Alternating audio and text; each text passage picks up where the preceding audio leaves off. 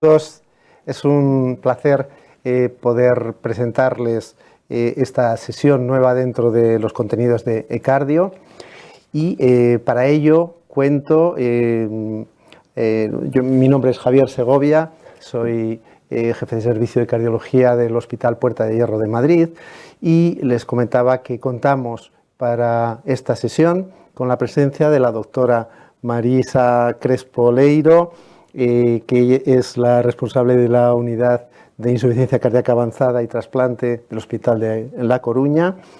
Y también tenemos a José Díaz, que es el jefe de servicio del Hospital, de cardiología del Hospital Juan Ramón Jiménez de Huelva, aunque profesionalmente se dedica fundamentalmente a la hemodinámica.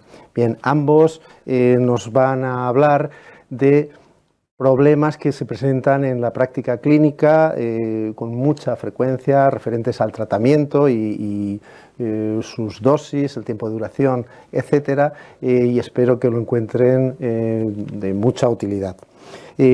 Recordar preliminarmente, antes de empezar las presentaciones de los ponentes, que pueden enviar sus preguntas a través del chat que está habilitado en la misma página de transmisión de este directo y no olviden que pueden visitar las distintas áreas de eCardio como la zona de póster, los stands virtuales y los recursos que pone a nuestra disposición la Sociedad Española de Cardiología. También pueden establecer contacto y cruzar opiniones con otros profesionales en la zona de networking y participar en el concurso eTrivial. Así que con todo esto y agradeciendo el patrocinio de AstraZeneca para esta sesión, vamos a comenzar la sesión titulada «Cómo conseguir tratamiento médico óptimo en problemas clínicos frecuentes».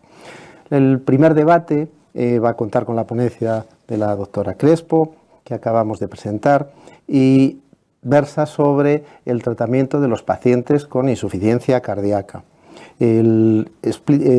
Concretamente el título es «Estamos llegando a dosis adecuadas de inhibidores del sistema renina-angiotensina-aldosterona en nuestros pacientes y tenemos algún modo de mejorar este aspecto».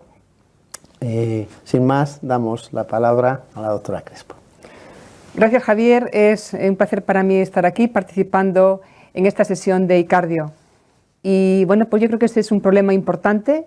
La pregunta es si estamos llegando a las dosis adecuadas de inhibidores del sistema renina-angiotensina-aldosterona en nuestros pacientes y si tenemos algún modo de mejorarlas. Javier, ¿tú cómo verías el que yo contase qué es lo importante en este tema?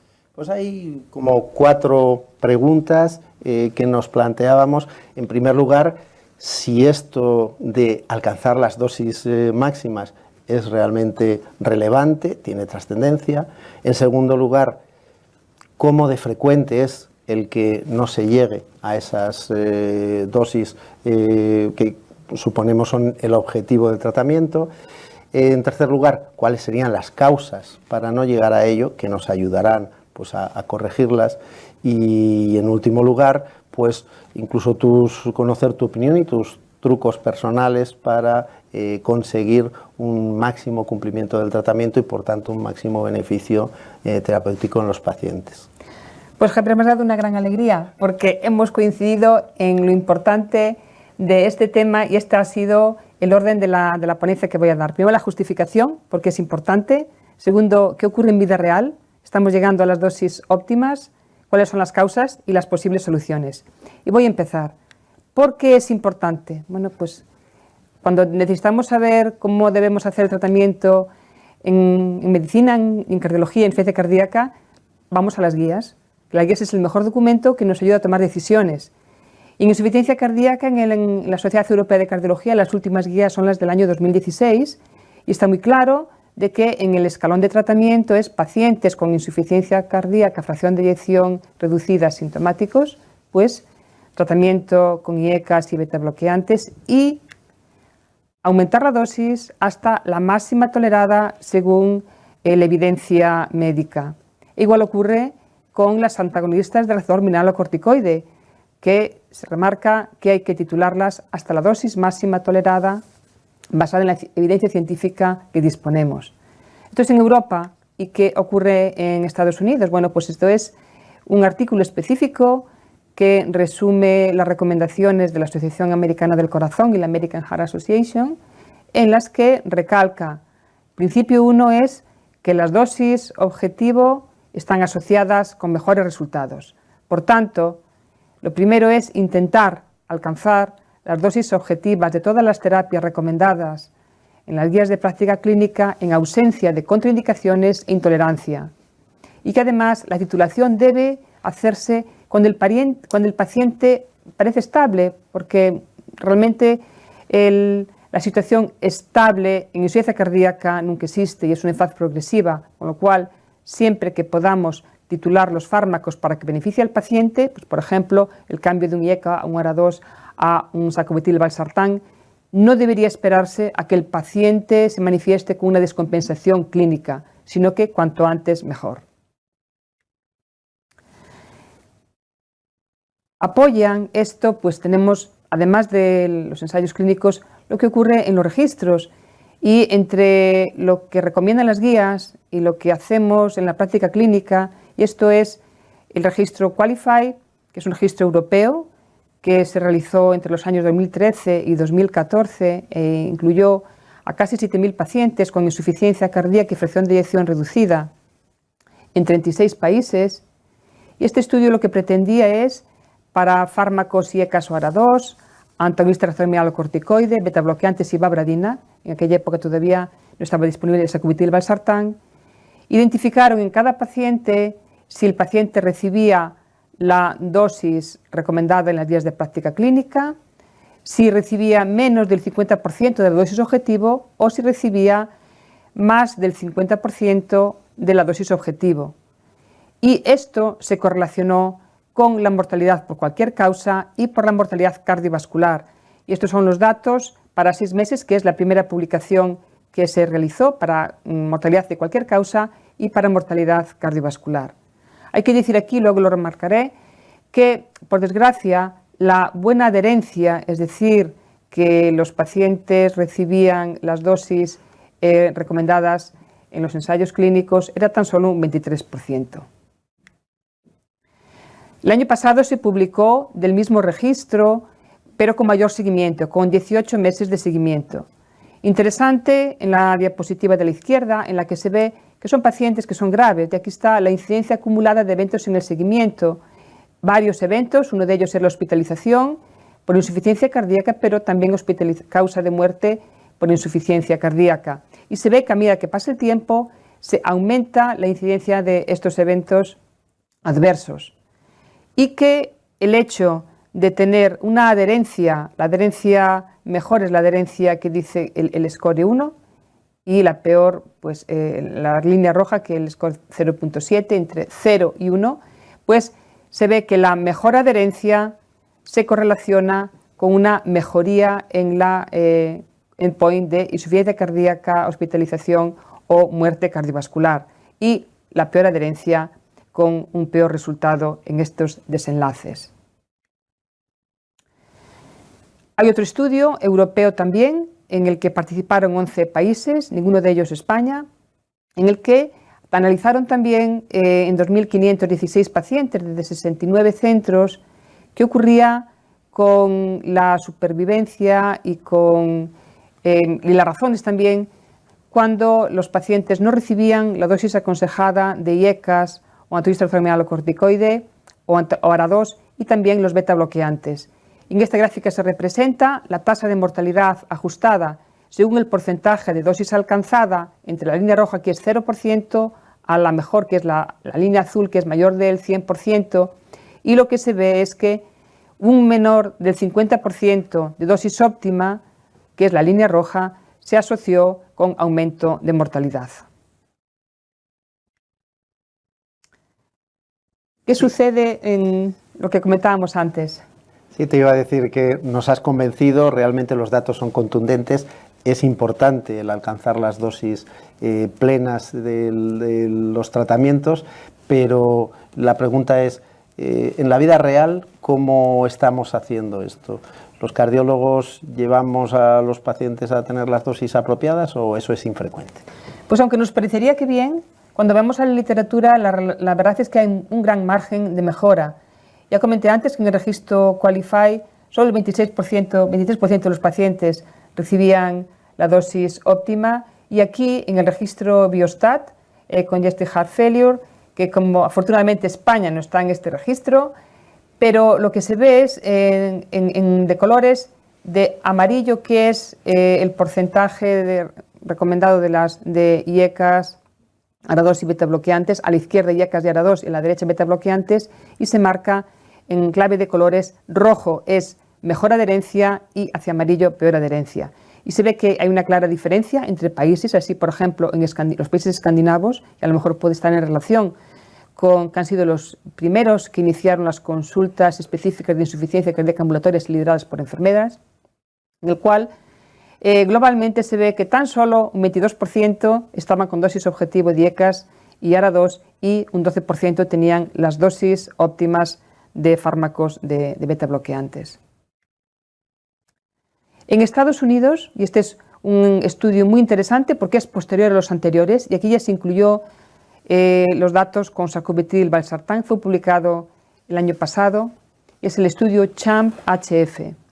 En este estudio primero se trató de identificar en 2.588 pacientes ambulatorios con insuficiencia cardíaca y fracción de eyección reducida cómo era el grado de adherencia a las dosis óptimas de las guías de práctica clínica a nivel basal, y eran los números bastante llamativos, dado que en antagonistas de receptor corticoide estaban un 25%, pero beta bloqueantes solo un 20%, y ECAS-ARA2 un 11%, y sacubitril valsartán un 2% de las dosis correctas. Y cuando analizaron para cada uno de estos fármacos al cabo de 12 meses, cómo se encontraban y diferenciaban 4 situaciones: en verde, que estaban realmente en las dosis óptimas; en rojo, que estaban a dosis subóptimas o incluso que no tenían medicación; en azul, que estaban iniciando el tratamiento y que estaban aumentando la dosis; y en color naranja, que la dosis ya se había suspendido. Y es muy interesante ver que tanto para IECAS, ARA2, ARNI, beta bloqueantes y MRA, pues la mayor parte de los pacientes estaban en dosis infraterapéuticas o no recibían esta medicación. Un 73% para IECAS-ARA2, 86% para sacubitril valsartán, 65% para beta bloqueantes y antagonistas del receptor corticoide un 63%. Es decir, repito, no recibían esta medicación, o si la recibían estaban a dosis infraobjetivo. Y por el contrario, tan solo estaban en dosis óptimas, pues un 8,5% de IECAS-ARA2, muy poco, 1,5% de sacubitril valsartán, 18% de beta bloqueantes y 22% de antagonistas del receptor mineralocorticoide. Y todavía más llamativo es que en este estudio, en este registro, lo que se analizaba es los cambios que había seguido la medicación cada 3 meses. Y lo que se ve aquí pues, es que, por desgracia, la modificación en las dosis de los fármacos cada 3 meses era mínima. Es decir, que pues, por diferentes razones el paciente a lo largo de un año no se beneficiaba de que se le ajustase el tratamiento. Cuando se analizaban cuáles eran las causas, pues en este estudio hay mucha información, igual que hay información sobre cuáles son las causas por las que se aumenta la dosis, por las que se suspende. Este es, por ejemplo, cuál es una de las razones por las que la dosis tiene que reducirse, y ellos identifican si es decisión del paciente, si es decisión del equipo médico, algo relacionado con el sistema de salud y algo relacionado con los sistemas de salud del país. Bueno, pues la causa más frecuente de reducción de dosis es pues, una razón médica, probablemente pues, intolerancia o alguna percepción por parte del clínico de que esta medicación no está correctamente en la dosis correcta y que por eso hay que reducirla. Muchas gracias, Marisa. La verdad que nos has reflejado en datos que incluyen tanto nuestro país como otros el que apenas se llega a un 25% de la titulación correcta a la dosis objetivo en la mayoría de los grupos de población y de las categorías de tratamiento que se han intentado. La verdad es que sorprende y llama la atención cómo eso ocurre desde el principio. Normalmente da la impresión de que el tratamiento con el que empieza el paciente, supongo que después de su ingreso, índice en el que se empieza a hacer el seguimiento, es mantenida en el seguimiento quizá por inercia terapéutica o por alguna otra razón y parece como que no hay mejoría a lo largo del tiempo apenas. Esa sería la siguiente pregunta. ¿Cuáles crees que son las causas concretas? Ha habido, te has referido a grupos, si es más dependiente del paciente, del médico, de efectos adversos o del sistema. ¿Cuáles serían concretamente las causas para intentar, pues a partir de su conocimiento, mejorar el cumplimiento del tratamiento? Pues las causas pueden ser muchas. Yo voy a comentar un poco lo que sabemos por España. España hemos participado en el Registro Europeo de Insuficiencia Cardíaca, que yo tuve la oportunidad de coordinar primero a nivel de España y luego a nivel de Europa. Y en España pudimos analizar cuáles eran en la Corte Española, cuáles eran las razones por las que no se alcanzaba la dosis aconsejada en los ensayos clínicos. Y estos son nuestros datos, que los publicamos en el año 2015. Pues para IECAS, la dosis, solo el 16,2% de los pacientes alcanzaban las dosis aconsejadas en los ensayos clínicos y para ARA2, solo el 23,3% alcanzaban la dosis aconsejada en los ensayos clínicos. ¿Y cuáles eran las causas? Bueno, pues las causas para IECAS es, primero, que el paciente estuviera todavía titulándose, también para ARA2. Lo segundo era que fuera hipotensión sintomática, la segunda causa de no llegar a la dosis máxima. La tercera causa es disfunción renal y la cuarta causa, hiperpotasemia. Luego había otras menos frecuentes como tos, angioedema y algo particularmente interesante es que había un 27,% de causas desconocidas para el caso de los IECA y un 25,7% de causas desconocidas para los ARA2. ¿Qué significa esto? Esto significa que cuando el clínico reportaba en la base de datos que se le pedía, es una base de datos que tiene pues esta posibilidad de que cuando un fármaco no está en la dosis óptima, permite decir y hay que elegir cuáles son las razones por las que no está. Bueno, pues casi entre un 25 y un 27% no se conoce la causa y esto da idea que una razón pudiera ser simplemente inercia terapéutica. ¿Y qué ocurre para los antagonistas de receptor mineralocorticoide? Bueno, pues solo un 23,5% alcanzaban la dosis aconsejada en los ensayos clínicos y la primera razón es que el paciente estuviese en fase de titulación y la segunda, la más importante, es que el paciente tuviese hiperpotasemia. A continuación, también empeoramiento de la función renal, tentaciones sexuales, ginecomastia y, en este caso, 50% de los pacientes no se reportaba cuál era la causa específica por la que no se había llegado a la dosis objetivo. Y esto, una de las posibles razones es que sea inercia terapéutica. Es muy importante en cuanto al tratamiento con los inhibidores del sistema renina-angiotensina aldosterona, el potasio, la seguridad. Es importante el potasio y hay un estudio, hay varios artículos que han analizado esto. Yo presento que es un registro danés en el que incluye más de 19.000 pacientes con insuficiencia cardíaca crónica, en los cuales se le hace una analítica de potasio tras 90 días de inicio de diuréticos y que estén en tratamiento estable con IECAS o ARA2. Lo que analizan es la mortalidad de cualquier causa según 5 niveles de potasio predefinidos. Hay 5 grupos, el grupo de potasio más inferior es menor de 3,5 y el grupo de potasio superior mayor de 5,5 y en el medio está un grupo que es el de entre 4,2 y 4,4. Y se ve claramente que hay 2 grandes subgrupos que se asocia claramente con aumento de la mortalidad y es tanto un potasio por encima de 5,5 como un potasio por debajo de 3,5 se asocia con aumento de la mortalidad. Esto simplemente ya lo sabemos, pero esto remarca la importancia de que hagamos este tratamiento de forma segura. Y aquí es una forma de representar de este mismo estudio, en el que es una curva en U, o el potasio muy bajo, el potasio muy alto, pues tiene claramente un deterioro en cuanto a implicaciones pronósticas, en este sentido, mortalidad asociado con la mortalidad.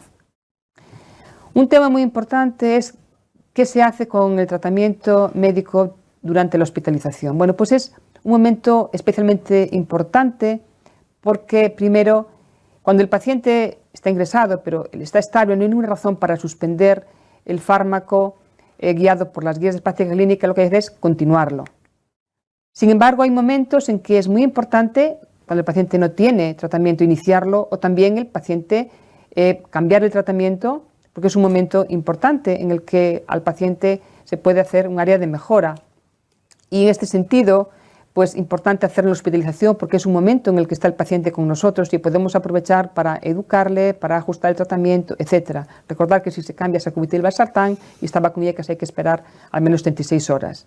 Y también hay algunas situaciones en que hay que conocer en que hay que suspender estos fármacos. Pues por ejemplo, en situaciones de mala perfusión, shock cardiogénico, alteración hemodinámica, necesidad de tratamiento vasopresor y inotrópico, hay que suspender betabloqueantes. Si el paciente está con impairamiento grave de la función renal o tiene angioedema o tiene hiperpotasemia severa, hay que suspender tratamiento con IECA, ZARA-2 o sacubitril/valsartán, y el paciente tiene disfunción renal severa, hiperpotasemia, reducir o suspender los antiinflamatorios del receptor mineralocorticoide. Pero importante que hay que decir que hay riesgos asociados con el fracaso en iniciar o titular o cambiar el tratamiento durante la hospitalización cuando deberíamos hacerlo. ¿Por qué? Porque aumentamos el riesgo de rehospitalización y de mortalidad del paciente, reducimos la adherencia terapéutica del paciente, bajamos la probabilidad de iniciar el fármaco en el futuro. Si no lo iniciamos en ingresados, pues luego a lo mejor perdemos al paciente, y es desperdiciar un momento ideal, que el paciente está ingresado, que le tenemos mucho tiempo libre, en el que le podemos enseñar, educar y formarse y que se haga muy responsable de su tratamiento.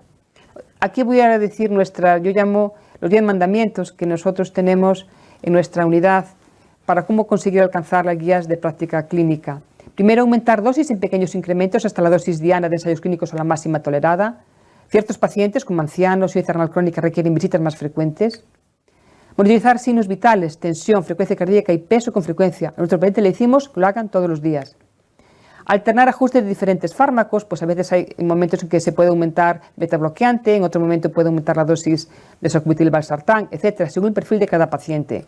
Monitorizar función renal e iones, eso es muy importante, pero hay que tener en cuenta que un aumento leve en la creatina puede ser frecuente y no requiere suspender los fármacos. Un impairamiento clínico transitorio es frecuente con aumento de dosis. Hay que avisar al paciente que a lo mejor inicialmente se siente un poquito más cansado, pero en ausencia de inestabilidad hemodinámica no requiere suspender ni bajar la dosis. Y luego convencer al paciente de que no debe suspender de forma súbita estos tratamientos en ausencia de una contraindicación que lo requiera. Revisar dosis de otros fármacos. A veces tienen diuréticos y no están depresionados de volumen, o tienen nitratos y no los necesitan. Y esto puede bajar la tensión arterial y hacer que no toleren las dosis de los otros fármacos que sí son beneficiosos. A veces hay que considerar ajustes temporales. Por ejemplo, imagino en Huelva, que puede ser un calor muy importante en verano, pues a lo mejor hay que ajustar la dosis de estos fármacos porque pueden bajar la tensión arterial, o en el caso de una infección. Pero hay que reiniciarlos lo antes posible, ajustar el tratamiento. Y sobre todo concienciar, educar a los pacientes, a los cuidadores y a otros profesionales implicados en este cuidado de estos pacientes sobre el beneficio de que se deben alcanzar las dosis recomendadas de la guía de práctica clínica, porque esto lo que hace remodelado inverso, es decir, mejoría de la función de la estructura del corazón, mejora la supervivencia y mejora la calidad de vida. Y ahora voy a decir algunas recomendaciones, sugerencias prácticas en cuanto a los efectos secundarios más frecuentes que pueden ser la causa de no alcanzar las dosis correctas. Una es la hipotensión sintomática. Bueno, pues primero hay que evitar medicaciones innecesarias, como dije antes, y descartar la hipovolemia. A veces es bueno distribuir, son muchas las pastillas, pues distribuir las medicaciones durante todo el día. Cuando hay hipotensión ortostática, ojo, descartar que a lo mejor hay que reducir diuréticos y también modificar conductas, pues evitar que el paciente vaya a pasear a pleno sol, que le puede bajar más la tensión, y también lo que decía antes, distribuir las medicaciones a lo largo del día.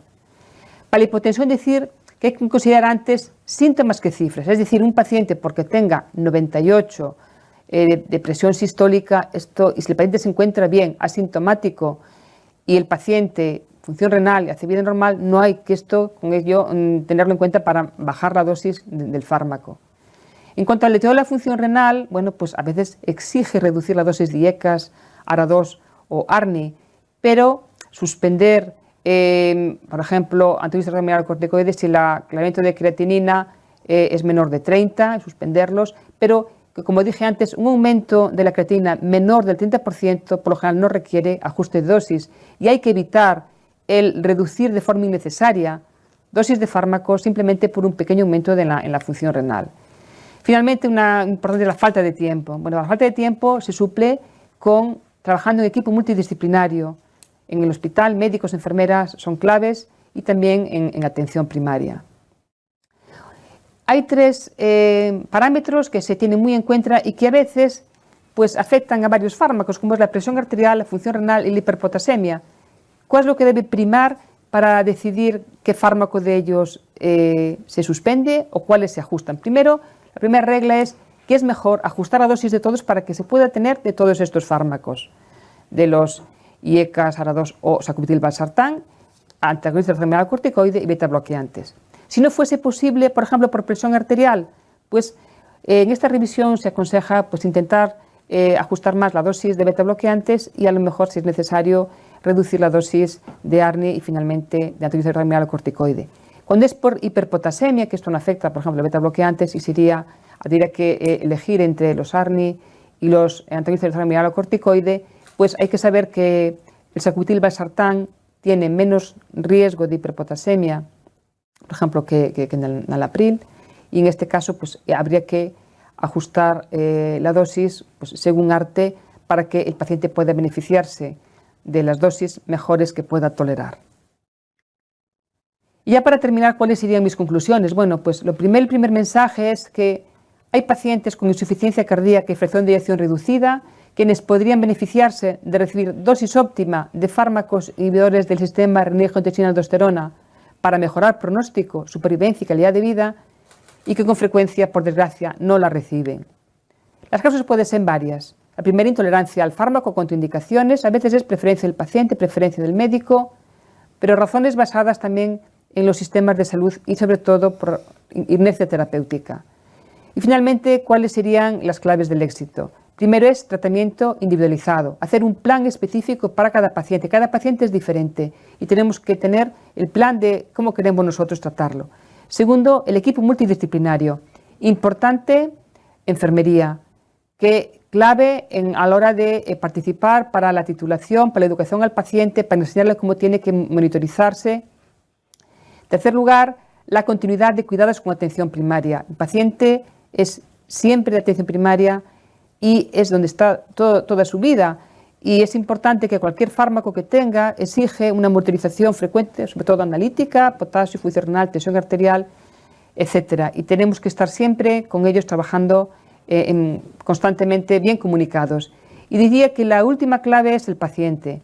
El paciente tiene que estar muy bien informado, saber el mal pronóstico de su enfermedad, pero la gran oportunidad que tiene de, si el tratamiento se hace de forma óptima, que puede mejorar mucho su supervivencia y su calidad de vida. El paciente debe estar conocedor también de cómo automonitorizarse los signos, parámetros que le aconsejamos. Todos nuestros pacientes tienen un cuadernito en los cuales apuntan cada día la tensión arterial, la frecuencia cardíaca, su peso, y el paciente es el que tiene que estar concienciado y ser responsable, sobre todo el primero, en su seguimiento y para mejorar su pronóstico y su calidad de vida. Y nada más. Muchas gracias, Marisa, por esta excelente exposición de tu punto de vista sobre los factores, la importancia de alcanzar las dosis apropiadas, la realidad que dista mucho de la situación ideal, las posibles causas y la forma de poner remedio a estas causas. Nos queda claro que las causas son variadas, algunas pueden corresponder al paciente, las menos veces, y estas entiendo que es la educación normalmente en unidades de insuficiencia cardíaca, con enfermeras que conciencian a los pacientes de la importancia de hacer bien el tratamiento.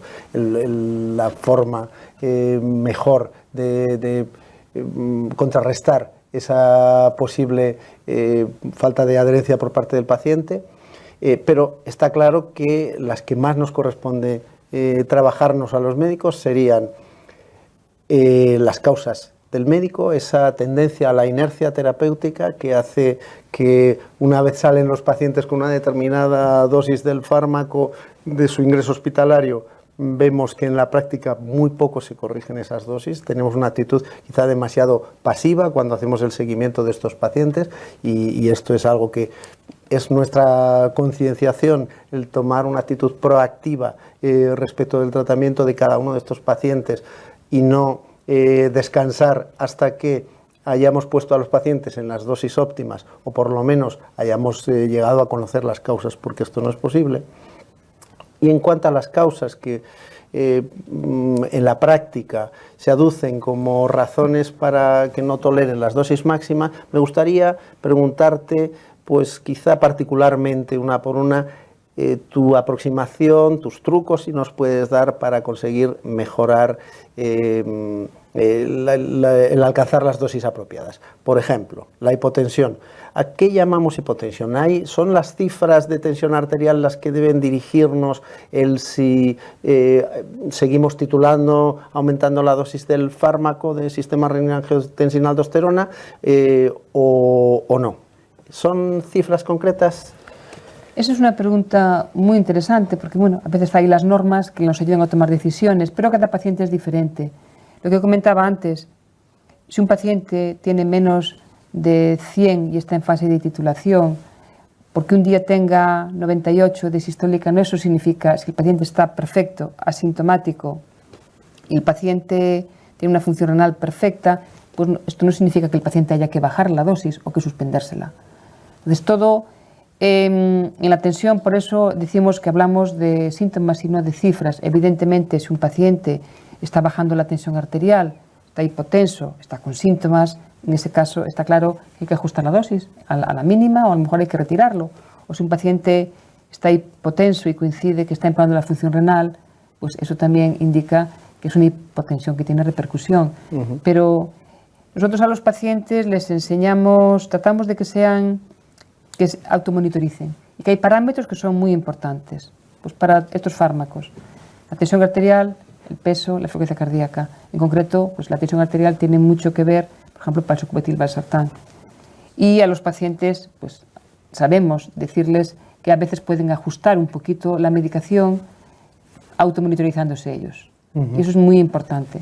Y luego también tratamos de disuadir de que pequeños cambios en la función renal no necesitan necesariamente que se reduzca la dosis, porque yo tengo la sensación que a veces que se reduce la dosis enseguida o se suspende por mínimos cambios en la función renal, que esto es inherente a estos fármacos y que realmente esto no es perjudicial. El haber tenido en una ocasión hipotensión al intentar introducir o aumentar la dosis de uno de estos fármacos, sobre todo en un paciente que está intensivamente tratado con diuréticos en una situación de tratamiento de descompensación de insuficiencia cardíaca, ¿es para ti ya una razón para no volver a intentar el aumento de la dosis en el seguimiento? No, yo creo que siempre, primero, el paciente tiene que ser lo más estable posible, que no tenga congestión. El paciente no debe tener congestión. Tampoco puede tener depleción de volumen. En situación óptima, siempre y muchas veces en una circunstancia en la que no era posible titular los fármacos, no quiere decir que en el futuro. Algo importante, por ejemplo, es cuando el paciente se hace resincronización cardíaca.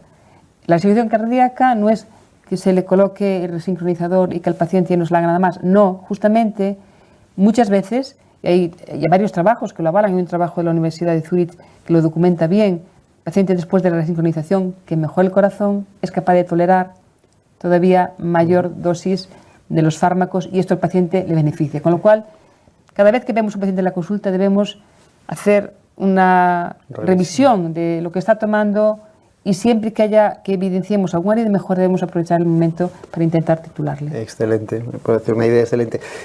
Quizá otro, la hiper o potasemia, que es otra de las razones relativamente frecuentes por las que no podemos aumentar los fármacos inhibidores de este eje renina-angiotensina-aldosterona. ¿Hay alguna posibilidad nueva, más allá de retirar el fármaco que causa hiperpotasemia hoy en día? Pues antes solamente teníamos, por desgracia, las resinas del resincalcio, que era muy mal tolerado. Sin embargo, ahora hay dos fármacos muy prometedores que ambos disminuyen la absorción del potasio, son fármacos además que no se absorben, que son el Patiromer y el ZS9, en los cuales estos fármacos impiden la absorción de potasio y son muy prometedores y tenemos grandes esperanzas en estos. Hay un estudio en marcha que es el estudio Diamond, en el cual se pretende demostrar si el uso del Patiromer permite que se pueda titular a dosis más óptimas de los fármacos del sistema inhibidores del sistema de aldosterona con el uso de este fármaco y si eso redunda en un beneficio en la supervivencia. Muchas gracias, Marisa. ¿Hay alguna pregunta más? A lo largo de tu presentación nos han ido llegando comentarios que agradecemos mucho de la audiencia, algunos de ellos simplemente felicitando por la excelente presentación de la doctora Crespo y algunas preguntas concretas que paso a leer. Por ejemplo, dicen: ¿crees que las guías de práctica clínica del año 2016 hoy en día deben seguir igual o abogarías por algún cambio?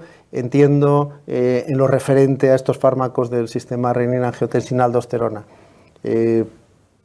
Bueno, las guías son documentos que son periódicos y que vienen cada X tiempo, que son muy importantes porque en ese momento se hace una revisión de la evidencia disponible y que además está clasificada según mayor o menor grado de evidencia, pero eso no quiere decir que la práctica clínica diaria tenemos que estar siempre al tanto de nuevas evidencias científicas hasta que lleguen las siguientes guías. Está en el buen juicio clínico del médico responsable del paciente el utilizar el conocimiento como mejor considere. Ajá.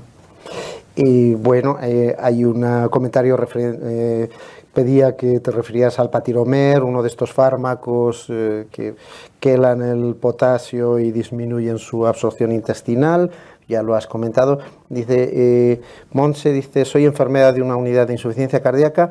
No he entendido bien a qué fármaco empezar a reducir ante una situación de hipotensión arterial o de hiperpotasemia. La hipotensión. Suponemos un paciente que tiene dosis plenas de todos los fármacos y que desarrolla hipotensión sintomática de la que requiere hacer un ajuste o una hiperpotasemia peligrosa, por encima de 5,5 milimoles litro. Perfecto. Cuando hablé de la hipertensión afecta tanto al beta bloqueante, la hipotensión afecta tanto al beta bloqueante como al IECA, como al ARA2 o al sacubitril/valsartán. No afectaría tanto al antagonista terminal corticoide. Ahí probablemente yo reduciría la dosis del IECA o ARA2 o el sacubitril/valsartán y mantendría la dosis del beta bloqueante. Dentro de los beta bloqueantes no todos son igual de hipotensores. Nosotros en nuestra práctica clínica pues hay el beta 1 selectivo, que es el bisoprolol, que produce menos hipotensión, por ejemplo, que el carvedilol, que es alfa 1, y alfa 2 beta bloqueante.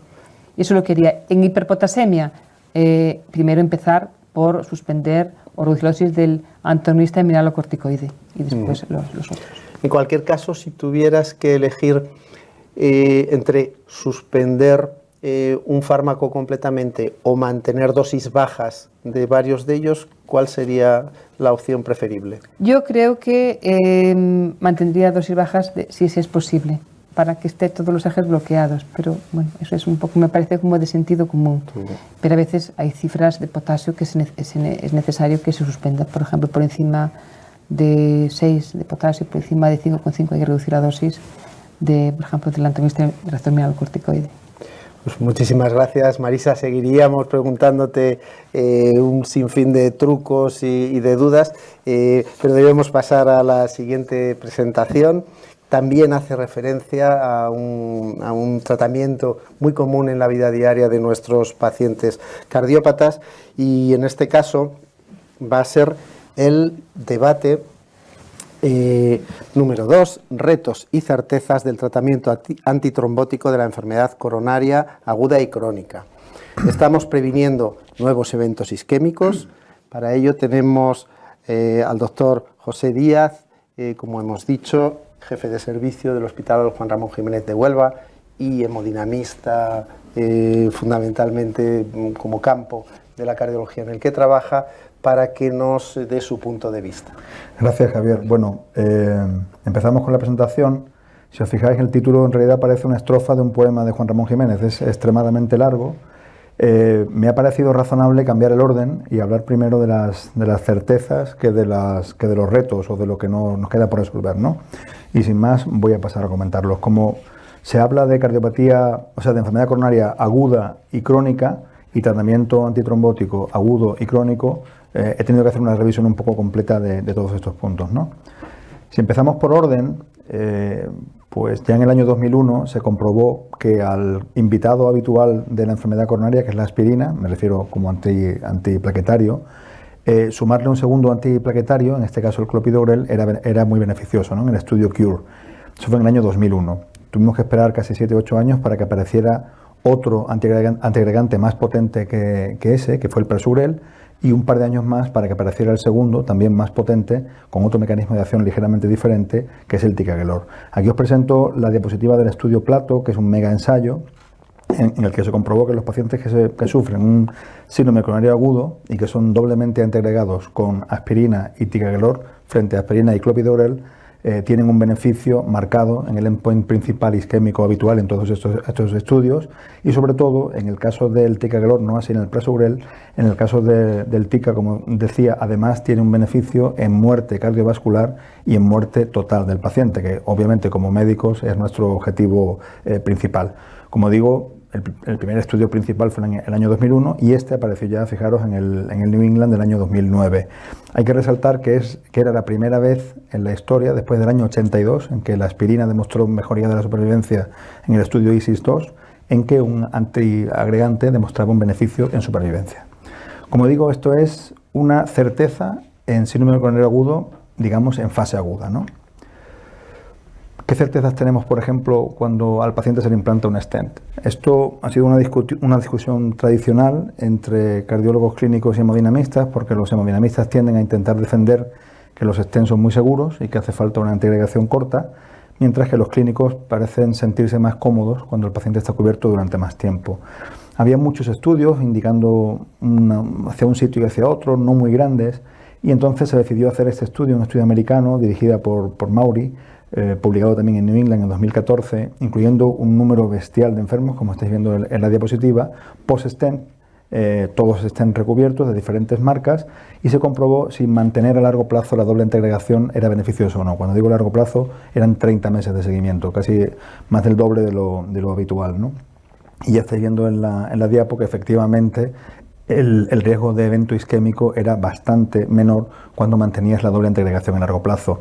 Bien es cierto que esto era pagado con el contrapeso de una mayor hemorragia mayor, aunque no así de hemorragia fatal y de hemorragia intracraneal. Hay que decir que en este estudio la mayor parte de los pacientes estaban antiagregados con clopi, con el fármaco tradicional. Había un pequeño porcentaje con prasugrel y un pequeño porcentaje con ticagrelor. Esto, como decía, es una certeza post-angioplastia.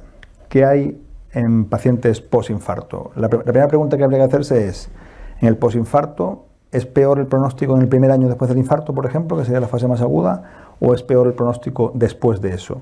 Pues si uno mira los múltiples registros que hay, he traído aquí uno que es bastante grande en el número de pacientes, el Helicon, pero podemos mirar cualquier otro, y si os fijáis, en la parte izquierda de la diapo viene el riesgo por edades en el primer año, y lo voy a intentar marcar aquí. Si veis ahí, es un riesgo bastante alto, fijaros que son porcentajes, 10, 20, 30%, y en violeta están los pacientes octogenarios, que tienen casi un 40%, y van bajando hasta los 60 años. Pero es que si miramos en el segundo y tercer año, una vez que ha pasado el riesgo inicial, fijaros lo bestial que sigue siendo el riesgo. Es incluso mayor de lo que era en el primer año. Es decir, después de infarto sí que nos queda un riesgo residual para nada despreciable, ¿no? ¿Cómo podemos combatir esto? Bueno, se diseñó otro mega ensayo con el mismo fármaco, con ticagrelor, para intentar responder a esta pregunta. Cuando hay un paciente que ha sufrido un infarto previo, que ya está en fase crónica, ¿tiene algún beneficio añadir un fármaco antiagregante potente sobre la aspirina en el seguimiento? En este caso, en el estudio Pegasus, se comparó añadir o no ticagrelor, o sea, frente a placebo, en pacientes que habían sufrido un infarto entre 1 año y 3 antes de la randomización. Y como podéis comprobar, se intentó con 2 dosis distintas. La dosis de 90 miligramos cada 12 horas, que sería la dosis habitual en fase aguda, y una dosis nueva, una dosis de ticagrelor 60 miligramos cada 12 horas. Y como veis, en la diapositiva está el evento isquémico, como siempre habitual, en el que se demuestra un beneficio no tan marcado como era obviamente en fase aguda, un paciente con mucho más riesgo, pero sin embargo un beneficio marcado y significativo a favor de ambas dosis de ticagrelor, sin que hubiera una dificultad grande con la hemorragia. Es decir, había más hemorragia mayor, pero de nuevo no había una mayor hemorragia fatal o una mayor hemorragia intracraneal. Esta sería, como estábamos comentando, otra de las certezas post-IAM. Interesante resaltar además que en este caso, en el estudio, se comprobó, como veis en la diapositiva, que cuanto más cercano sea la reintroducción de la doble antiagregación potente tras el evento, es decir, cuanto más cercano sea al año o cuanto más cercano sea a no interrumpirla en absoluto, más beneficio va a tener el paciente en el endpoint isquémico. Cuando el fármaco finalmente se lanzó en Europa con la segunda indicación, con la indicación crónica que estamos comentando aquí, la Comunidad Europea lo permitió solamente en un subgrupo del Pegasus, no en el Pegasus completo. Es decir, no en pacientes con infarto entre 1 y 3 años, sino solamente en pacientes que tuvieran el infarto en los 2 años siguientes, perdón, que me he ido una diapositiva, en los 2 años siguientes o en el año siguiente a haber interrumpido la doble antiagregación. Ahí se hizo este subanálisis para comprobar si seguía siendo igual de eficaz, que como estáis viendo es prácticamente idéntico al estudio global, pero no solo eso, sino que además lo que no ocurría en el estudio global, en este volvía a ocurrir lo mismo que en el plato en fase aguda. Había una reducción en la muerte total y había una reducción en la muerte cardiovascular, otra cosa de bastante impacto, teniendo en cuenta que son pacientes ya en fase crónica. Uno puede pensar, bien, tenemos al paciente que hemos doblemente antiagregado en el primer año y lo vamos ahora a intentar antiagregar después. ¿Qué hacemos? ¿Incluimos a todos los que estaban en el Pegasus? ¿Tenemos dinero para eso? ¿Nos permitimos el lujo de tener las hemorragias asociadas a eso? Bueno, precisamente por eso se ha hecho una especie de subanálisis del mismo Pegasus, publicado recientemente. Fue presentado en la AJA de Chicago en el año 2018, intentando ver cuáles serían los pacientes dentro del espectro Pegasus que se beneficiarían más de esa doble antiagregación con ticagrelor a largo plazo, ¿no? Y después del primer año. En primer lugar, se excluyeron los pacientes que tenían un supuesto mayor riesgo hemorrágico, que estáis viendo ahí, donde pone Step 1, que serían los pacientes que han tenido una hospitalización previa por hemorragia o que tienen una hemoglobina baja de base. Es un criterio bastante sencillo, como estáis viendo. Eso ya nos quitaría prácticamente un 20% de los pacientes del Pegasus. Y después teníamos ya la fase 2, para seleccionar realmente al paciente, ¿no? Sería lo que veis en el recuadro de la izquierda, en el pequeño rectángulo rojo, pacientes que han tenido un infarto en los 2 años siguientes o bien en menos de un año de la suspensión del tratamiento antiagregante, que es el criterio de inclusión en la Unión Europea, y 2 o más factores de riesgo de los que podéis ver ahí. Enfermedad multivaso, diabetes, enfermedad periférica, enfermedad renal o varios infartos previos.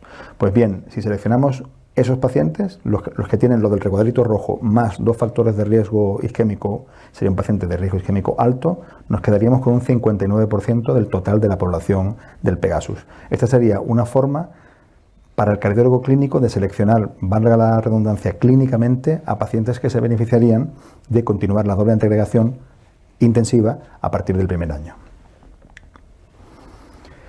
Y fijaros además, si uno analiza exactamente los eventos en este subgrupo de pacientes seleccionados de 2 o más factores de riesgo, os lo marco aquí, por ejemplo, en mortalidad cardiovascular, fijaros que la reducción es de un 34%, que es bastante espectacular para una cosa crónica. Y si miramos la mortalidad total, estamos reduciéndola casi en un 25% en números relativos, es decir, que el impacto no es un impacto menor de esta selección. ¿Podemos seleccionar pacientes de riesgo alto que se beneficien de terapia prolongada de alguna forma más que la puramente clínica? En otras palabras, ¿se podría seleccionar desde un punto de vista angiográfico a los pacientes que tienen un riesgo más alto de presentar eventos en el seguimiento y beneficiarse de esta terapia? Pues sí, aquí estáis viendo un metaanálisis de Justino que ya se ha convertido en clásico, en el que se publicó en JACC de 2016 y en el que se marcan algunos factores angiográficos, tanto de la angio como de la angioplastia en sí, que pueden marcar una tendencia del paciente a sufrir un mayor número de eventos en el seguimiento. Estáis viendo ahí que serían los pacientes con 3 vasos tratados, con más de 3 stents implantados, con más de 3 lesiones tratadas, bifurcaciones, longitud total de stent muy grande, como 60 milímetros, y oclusiones totales crónicas. Fijaros que si uno suma todo eso, en una sala de hemodinámica normal estamos hablando de prácticamente el 25 al 30% de los pacientes que tratamos a día de hoy. Esta sería otra forma de seleccionar, como digo, un subgrupo de pacientes de riesgo isquémico muy alto, ¿no? Pues si uno toma estos factores de riesgo y los alinea y ve realmente en qué punto sería beneficioso mantener la terapia por encima de 12 meses o no, ahí estáis viendo en los cuadraditos verdes como si tiene 0 factores de riesgo de esos que hemos dicho, pues posiblemente no merece la pena ir más allá de los 12 meses. Si tiene 1 o 2, ya veis que sube al doble. Es verdad que hemos estado discutiéndolo con Javier antes de empezar la charla, que el rango se sale un poco fuera de lo que es la significación estadística, pero sí que marca una gran tendencia, ¿no? El de en medio con 1 o 2 factores y sobre todo el que tiene 3 o más sí que se va prácticamente al 100% de incremento. Es decir, que también el hemodinamista puede influir en la decisión de una terapia a largo plazo, ¿no? ¿Cómo se traslada esto a las guías de práctica clínica? ¿Se ha trasladado ya? Sí. En el caso de la enfermedad coronaria, como son más recientes, son del año 2017 unas y publicadas en el español en el 2018, no ocurre como en insuficiencia cardíaca, que son de un año antes, aquí sí que se ha transmitido ya. Y si os fijáis, os marco aquí la columna en verde, estamos hablando de las guías post-angioplastia, en pacientes tratados con angioplastia. Fijaros que ya se hablan de indicación clase 1A para, obviamente, doble integración durante un año y ya deja abierto con una indicación menor, doble integración por encima de los 12 meses con cualquiera de los fármacos, porque esto va por el estudio de APT que puse al principio, mantenerla por lo menos hasta los 30 meses, que fue el tiempo que se mantuvo la doble terapia en el estudio de APT, que como os decía era post-stent. Y si miramos en pacientes con síndrome coronario agudo en general, aparte de la fase aguda del año, si os fijáis aquí arriba, ya se deja en pacientes con angioplastia que toleran la doble integración sin sangrado, es decir, que son pacientes que no tienen un riesgo de sangrado alto, una indicación 2B con nivel de evidencia A. Mientras que los pacientes del estudio Pegasus, que son estos que están aquí abajo, pacientes que tienen infarto agudo y además tienen un riesgo isquémico alto sin riesgo de sangrado alto, se les da también una indicación 2B con grado B, porque es solamente un estudio, que no es que sea de una intensidad tremenda, pero por lo menos deja la puerta abierta para que el clínico pueda manejar estos fármacos en ese periodo de la evolución de la enfermedad del paciente. Los factores que en la propia guía se recomiendan como a valorar para mantener esa doble integración los tenéis ahí. El paciente tiene que tener más de 50 años, pero además tiene que tener un criterio más, que puede ser más de 65 años, diabético, infarto previo, enfermedad multivaso o insuficiencia renal crónica. Y la última certeza que os pongo, hemos hablado de pacientes con infarto, hemos hablado de pacientes con PCI, vamos a hablar ahora de pacientes que tienen un riesgo vascular alto o moderadamente alto, pero que no han sufrido un infarto. Se hizo un estudio entero para esto, otro mega ensayo, fijaros el número de pacientes, casi 20.000, en el que se comparó, eran pacientes todos diabéticos que tenían enfermedad coronaria, que podía ser o una arteria con un 50% o más de estenosis o una angioplastia. El 80% fueron pacientes con angioplastia, pero eran, como digo, pacientes en todo caso sin infarto, o sea que el riesgo vascular era bastante menor. A pesar de eso, la adición de un fármaco más potente, como es el ticagrelor, si os fijáis en el seguimiento, es verdad que las curvas se separan bastante más avanzadas que en los otros estudios que os he enseñado, pero a partir de los 42, 40 y tantos meses sí que se ve una diferencia. Como es obvio, el grado de riesgo que reduce es menor, que estáis viendo aquí, es de un 10%, que en la comparación con los otros, pues que eran un 20-25% es menor, porque estamos hablando de un grupo de pacientes de un riesgo menor. Esto sería un poco el resumen, si se puede llamar así, de las evidencias que tenemos en antiagregación doble intensa, tanto en fase aguda como en fase crónica. Muchas gracias, José. La verdad que yo creo que has hecho una excelente revisión de la evidencia que nos habla de cómo la adición de un segundo antiagregante a la aspirina trae beneficios en los pacientes después de un evento, sea un infarto, sea angioplastia, o incluso cuando el riesgo simplemente es muy elevado, como en los pacientes diabéticos con alguna historia de arteriosclerosis coronaria, como que el arte está en encontrar los subgrupos que más se benefician y que va a ser ese beneficio superior a los riesgos de hemorragia, que lógicamente una doble antiagregación serán mayores que los de la antiagregación simple con aspirina. Quedan todavía algunas zonas del conocimiento por establecerse que serían, quizá coincidan con los retos que hablas, que tendrían que ver mucho con, por un lado, cómo casar, cómo compaginar la tendencia de los estudios clínicos que buscan la protección de los pacientes a largo plazo con estos estudios más bien centrados en determinadas variedades de stents, liberadores de fármacos, etcétera, en los que pues se va cada vez intentando demostrar cómo puede mantenerse menos tiempo la doble antiagregación y por lo tanto menos tiempo de riesgo de hemorragia. Son estudios que van, digamos, en direcciones contrapuestas. ¿Cómo podríamos compaginar para el clínico general que tiene que hacer el seguimiento de estos pacientes los resultados de los estudios? Bueno, yo creo que esto además es crítico porque, obviamente es el primer reto que poníamos, ¿no? Doble antiagregación a largo plazo frente a doble antiagregación por el stent, ¿no? Esta es una pregunta importante porque te lo preguntan los residentes, te lo preguntan los cardiólogos clínicos, te dicen, bueno, vamos a ver, si estáis siempre diciendo que la hemodinámica ahora es muy segura, que los stents son muy buenos, que se puede acortar mucho esto, ¿cómo integramos eso con lo otro? Con que hay que prolongarlos más y luego, no se nos olvide, tenemos otro problema. Un paciente isquémico que va bien, en teoría al año se puede dar de alta del todo del hospital, ¿no? Entonces, tienes que tomar una decisión también sobre eso. Son dos puntos que yo creo que son muy importantes, ¿no?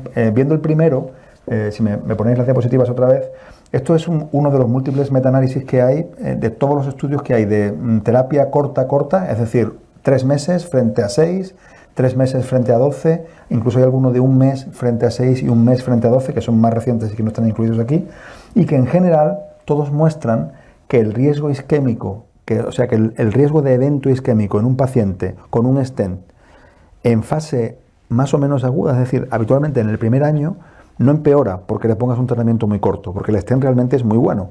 El problema es el siguiente: si hemos dicho antes que 60 milímetros de stent ya era una angioplastia de mucho riesgo, si consideramos que debemos tener más o menos, pues aproximadamente debemos tener como unos 300 milímetros de coronarias y estamos tratando posiblemente 30, 40, 60 ya es de riesgo, fijaos toda la cantidad de segmentos coronarios que quedan sin tratar cuando uno tiene un paciente al que le ha colocado un stent de forma correcta, ¿no? ¿Cómo se ve eso? Pues también hay múltiples estudios para verlo, múltiples registros, pero he querido traer que es el Sweetheart, que son muchos pacientes también, es sueco, como todos los registros estos grandes, como los que hemos visto antes de insuficiencia cardíaca, y si os fijáis, el riesgo de tener un evento en la arteria que no es culpable es tan alto como el que tiene uno de repetir el evento en la arteria culpable. Es decir, que evidentemente el stent no tiene un efecto protector sobre las otras arterias. Es decir, si uno abre solo el scope, ¿no? El punto de mira en un periodo más o menos corto, evidentemente el stent es seguro y va a funcionar bien, pero si lo abre un poquito más, ya entonces va a entrar a jugar un papel la enfermedad del paciente, ¿no? Que es la enfermedad coronaria y que por muy bien que tenga controlados los factores de riesgo va a seguir progresando. Por eso parece que la protección que establecen o que ejercen esta doble integración potente en el largo plazo es tan positiva, ¿no? Otra de las controversias o otra de las cosas que a veces salen a colación en las discusiones, ¿no? ¿Por qué no nos quitamos la aspirina de en medio, ¿no? Que lleva con nosotros desde el año, como he dicho, el 82, fue el estudio ISIS-2, que siempre a mí me gusta mucho sacarlo a colación, pues ese estudio, no sé si recordáis, comparó aspirina, trombolisis o combinado, para ver si mejoraba la mortalidad. La mejoró la trombolisis, la mejoró el combinado y la mejoró la aspirina también. Es decir, que desde ese año, hace ya más de 40, llevamos con la aspirina como convidado, ¿no? ¿Realmente es imprescindible la aspirina? Pues, por ejemplo, este estudio que os pongo aquí, este es un estudio que salió positivo a favor de que no es imprescindible la aspirina. El estudio Twilight se hizo 3 meses de doble terapia con aspirina y ticagrelor frente a la terapia estándar en pacientes con riesgo de sangrado alto, que es un punto muy importante. Y demostró, obviamente, que el sangrado es menor y, sin embargo, los eventos isquémicos eran parecidos. Por el contrario, tenemos otro estudio, que es el Global Leaders, que se hizo un poquito antes, que eran pacientes normales. Estos no eran de riesgos de sangrado alto, estos eran pacientes normales y se comparó una estrategia de doble terapia de aspirina y tica de un mes frente a 23 y luego terapia estándar frente a 23 meses de monoterapia con tica. Y este salió absolutamente negativo.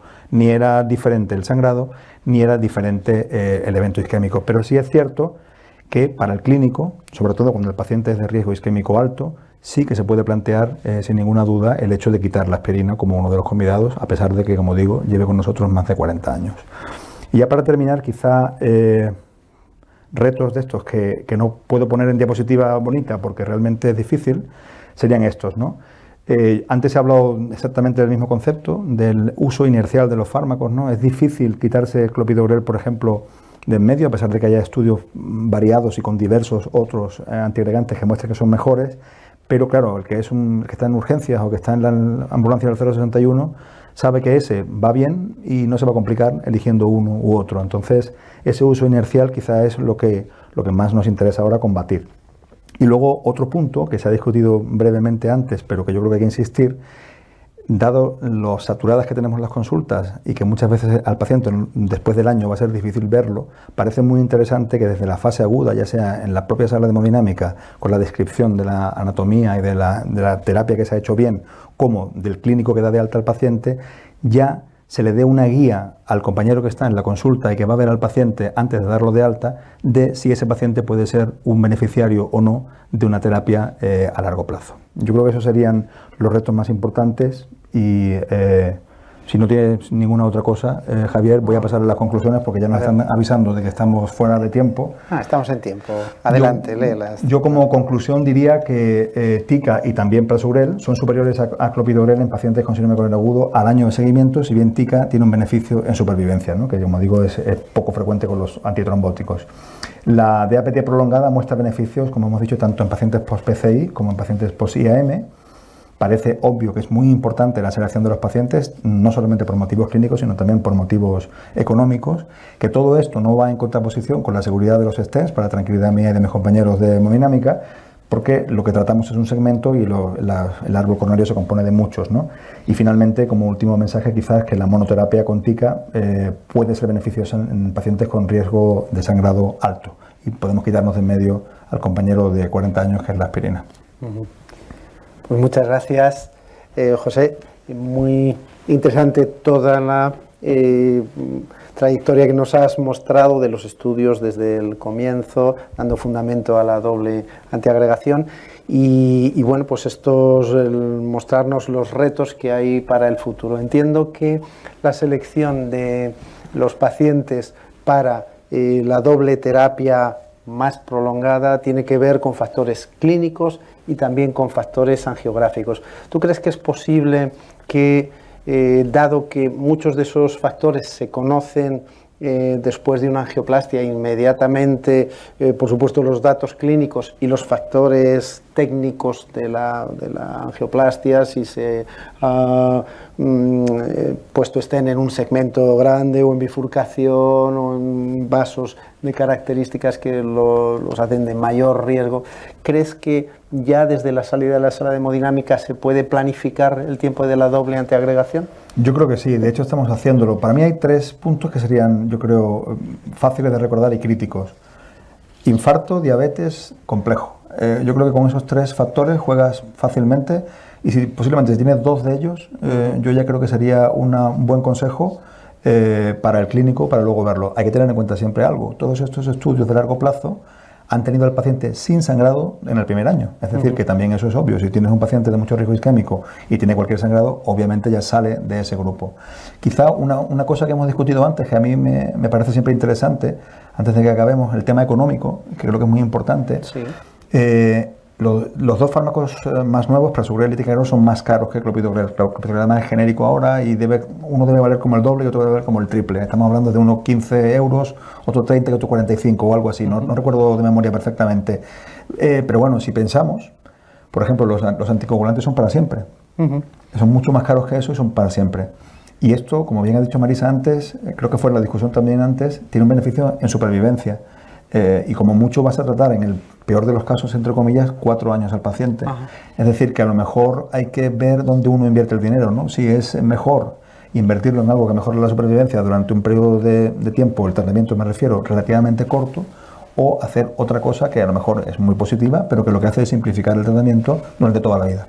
¿Y podrías darnos una aproximación de en qué paciente, acompañando a la aspirina, utilizarías clopidogrel y en cuál prasugrel o ticagrelor en la situación actual? Pues mira, yo posiblemente clopidogrel, aparte del paciente estable, que es su ámbito de uso ahora mismo, en el paciente con síndrome coronario agudo sería el paciente con un riesgo de sangrado alto.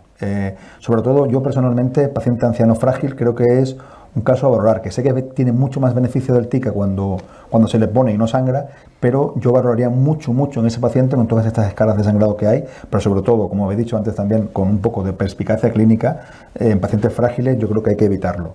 Y luego, prasugrel, por ejemplo, va muy bien de uso en sala de hemodinámica cuando no hay pretratamiento, sobre todo en pacientes que han tenido, por ejemplo, una trombosis de un stent previo. Quizás sea el rango suyo de acción más común a día de hoy. Por la rapidez de instauración del efecto y la potencia. De rapidez son parecidos, pero tiene demostrado que en la trombosis de stent va francamente bien. Entonces yo quizá el prasugrel, donde lo ponemos nosotros al menos, es ahí. Quizá el prasugrel sería de uso más exclusivo de la sala de hemodinámica, por lo menos a día de hoy, mientras que el tica es más de uso ya desde la unidad coronaria.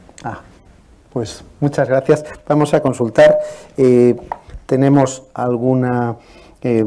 fundamentalmente felicitaciones por tu excelente presentación y la claridad de los mensajes.